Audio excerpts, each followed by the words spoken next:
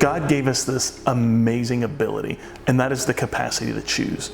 And oftentimes, we choose the wrong choice or the wrong attitude because we're fear of rejection, fear of pain, fear of how we may lose our reputation. We aren't taking these right steps to be truly free. Having the ability to choose is a gift, but oftentimes we're running the other way, trying to protect that reputation with fear of being found out, and that's not the way God designed it. It makes us uncomfortable to go to those places, but it's oftentimes in those discomfort zones where God is really trying to teach us something. God's grace shows up when we're willing to be fully known.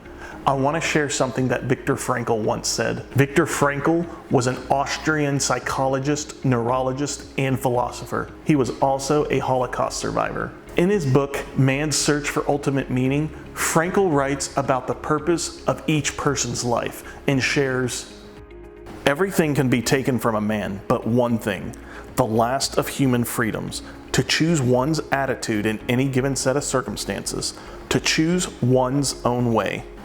I love this quote because it really shines a light in how each one of us have that capacity to choose no matter what our circumstance looks like, no matter if our hands are tied behind our back, when we feel like our backs are up against the wall, when we're facing criminal action or even a broken family. We all have a choice in that moment to choose the right thing, and not just choose the right way in our actions, but our attitudes as well. And that's one of the things I love so much about Whatever It Takes Ministries, because back in 2016, it challenged me to make the right choices in my life for the first time. I had fought my whole marriage up to that point, and mainly my whole life, to prove to people that I was the good guy and they were the problem. Frankl shares this as well. When we are no longer able to change a situation, we are challenged to change ourselves.